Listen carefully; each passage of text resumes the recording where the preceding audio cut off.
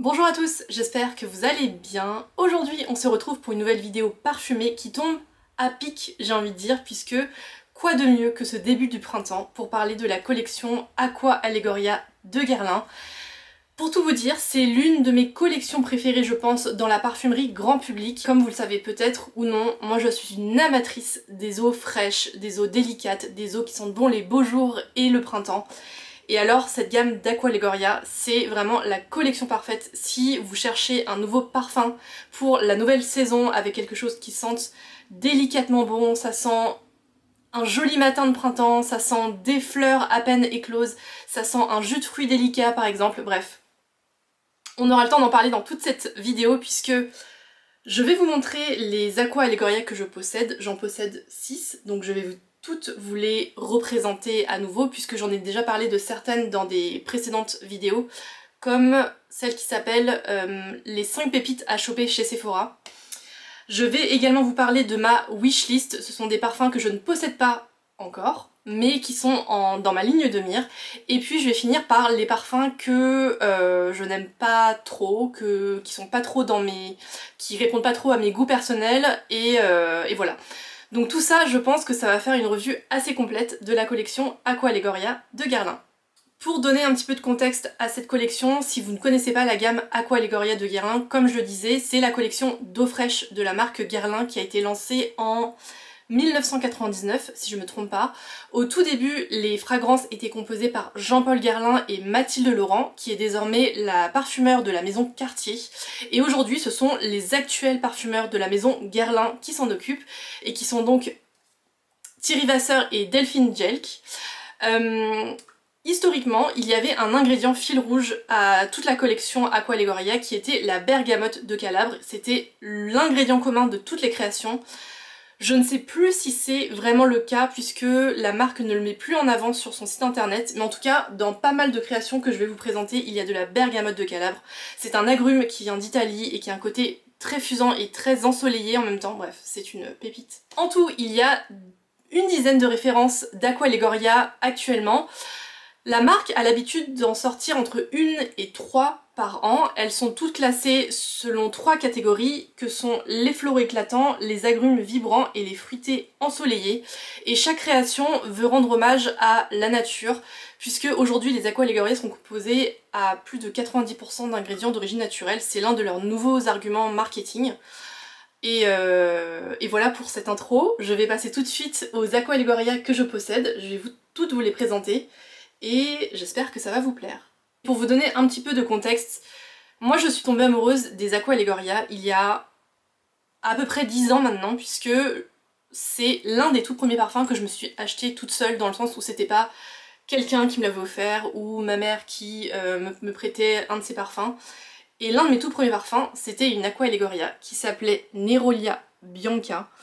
C'est un parfum que je garde précieusement, je ne peux plus le vaporiser puisque le parfum a tourné. J'ai essayé d'en appliquer sur une touche à sentir il y a quelques mois et vraiment l'odeur n'est plus du tout la bonne, mais à la base c'était une ode à la fleur d'oranger avec une composition qui rassemblait tous les éléments de l'oranger amer. Donc il y avait du fruit, il y avait la fleur, il y avait les feuilles, il y avait les rameaux, etc. Et bref, c'était une très très belle composition à base de fleurs d'oranger. Et donc ça s'appelait Nerolia Bianca. Ça a été ma toute première Aqua Allegoria. Dans la collection actuelle, ce sont des références que vous pouvez toujours trouver en magasin. Je vais commencer par Pera Granita, qui est l'une de mes préférées, parce que j'adore la note poire dans les parfums. C'est une eau de toilette qui contient de la bergamote, du pamplemousse et du citron en tête. En cœur, il y a de la poire et de l'osmanthus, et en fond, il y a des muscs blancs et du cèdre. Et la marque décrit ce parfum comme un délice gorgé de soleil. Et c'est exactement ce que c'est.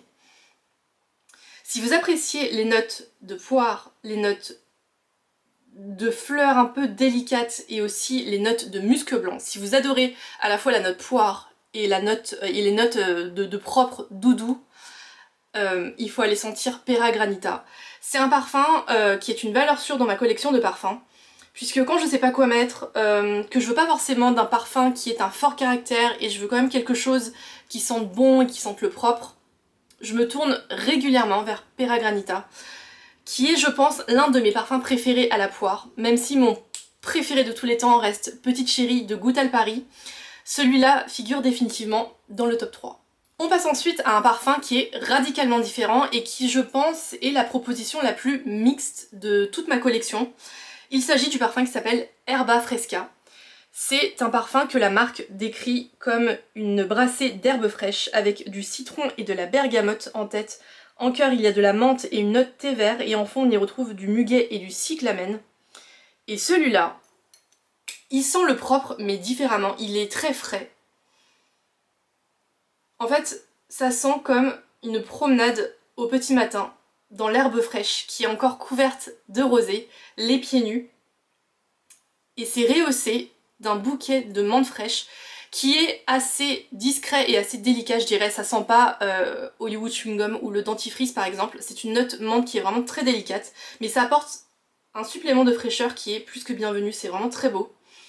Celui-là est vraiment entièrement mixte, je dirais. C'est un parfum qui conviendra en toute saison, en toutes circonstances. Donc voilà pour Herba Fresca. Là, on a vu un fleuri, on a vu un parfum vert végétal, et les 3 dernières Aqualegoria que je possède, ce sont des fleuris, puisque, sans surprise, les fleuris, c'est ma famille de parfums préférés.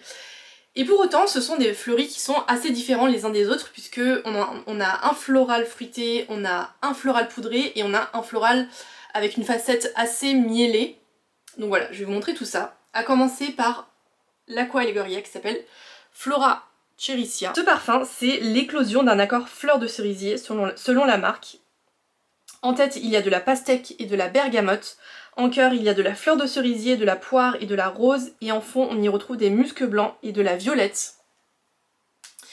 Et ce parfum, si comme moi, vous adorez les floraux délicats, un tantinet romantique, pas du tout sensuels, qui sont juste très frais et très lumineux, je vous conseille d'aller sentir Flora Chericia. Certes, c'est pas un parfum qui est très original, puisque je vais vous présenter un dupe parfait juste après, qui coûte beaucoup moins cher. Mais si vous adorez ce genre de proposition florale, pétalée, très fraîche, et assez féminine aussi, Flora Chericia, c'est vraiment une très belle composition fleurie au sein des Aqualegoria.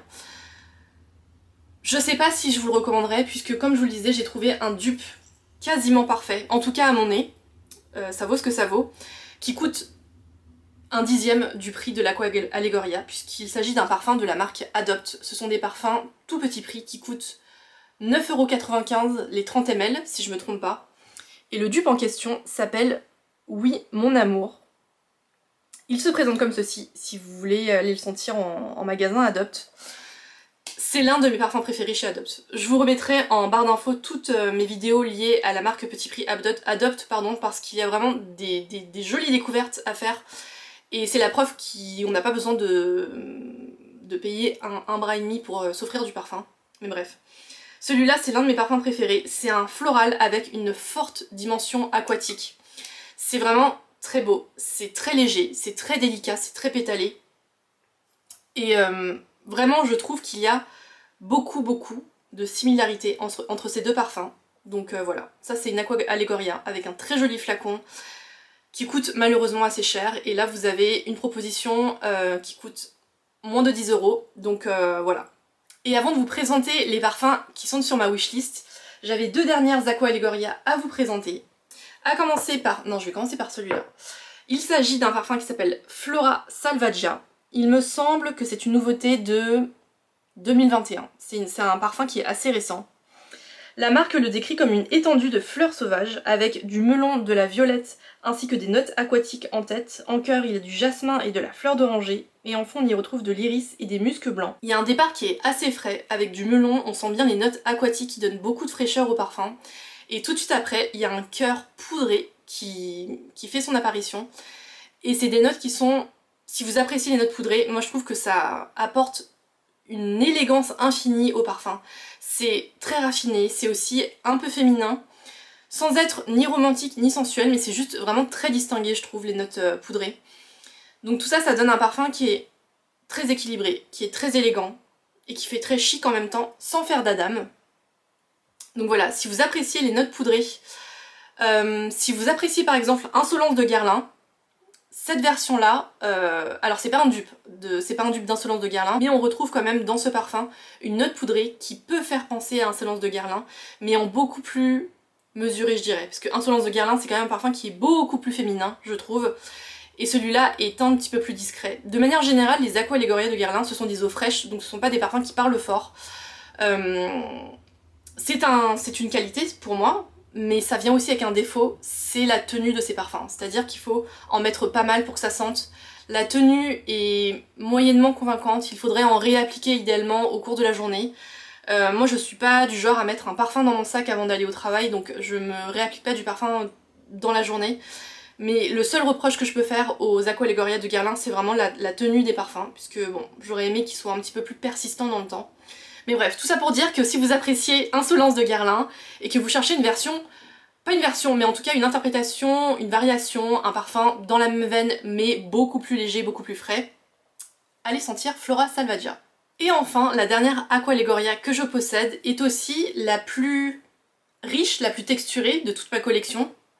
Et c'est pour ça que je voulais vous la présenter en dernier. Il s'agit de Nettare di Sole, qui était aussi une nouveauté de l'année 2021, si je me trompe pas. La marque décrit ce parfum comme un délicieux absolu de miel de fleurs glacées, avec de la bergamote, de la fleur d'oranger et des notes aquatiques en tête. En cœur, il y a du magnolia, de la rose et du jasmin, et en fond, on y retrouve une note de miel. Et ce parfum, il sent vraiment très très bon le soleil. Je trouve que c'est la proposition la plus ensoleillée et même peut-être la plus estivale de toute ma collection.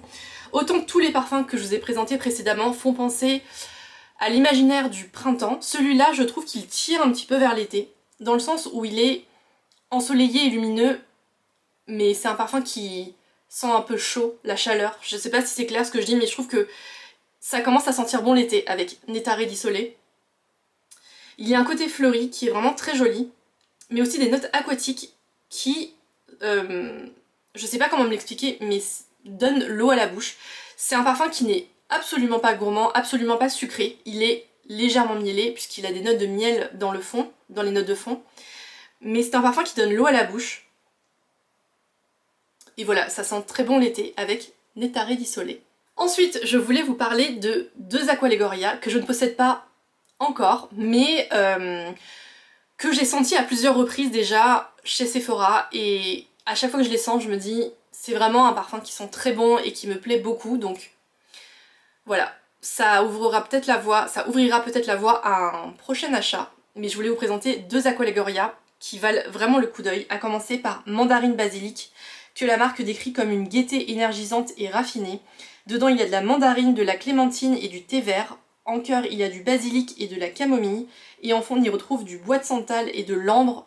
Et ce parfum, je trouve que c'est, comme son nom l'indique, l'association parfaite entre la mandarine et le basilic.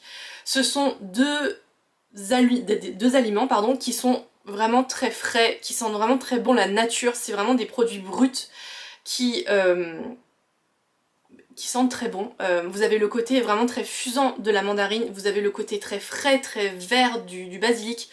Moi le basilic c'est, je pense, l'une de mes herbes aromatiques préférées, voire ma préférée.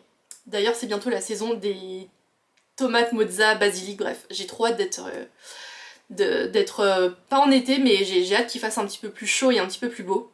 Bref. En tout cas le basilic c'est quelque chose que j'adore manger, mais aussi que j'adore sentir. Et j'ai un parfum chez Molinard qui s'appelle Thé Basilic, que j'aime beaucoup, que je porte en été puisqu'il a un côté très frais, je trouve, au basilic. Et alors mandarine basilic, pour moi c'est vraiment le parfum parfait si vous voulez vous rafraîchir et vous désaltérer en plein été. C'est un très beau parfum, donc voilà. Peut-être que ce sera ma prochaine Aqua Allegoria. Et la deuxième fragrance que je voulais vous présenter, c'est Granada Salvia. C'est un accord grenade croquant et pétillant selon la marque, avec du cassis, du citron et de la bergamote en tête, de la grenade, de la rose et de la sauge en cœur, et en fond il y a des muscs blancs, de la mousse et du patchouli. Et ce parfum, si je devais vous le décrire, c'est la représentation parfaite en parfum d'un jus multifruits. Si vous voyez ce que c'est, vous aussi vous en avez bu des litres et des litres quand vous étiez enfant.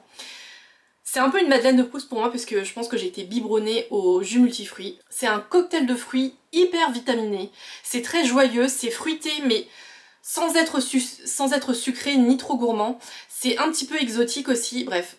Si vous adorez les parfums fruités qui restent frais et qui sont vraiment pas lourds sur la peau, allez sentir Granada Salvia.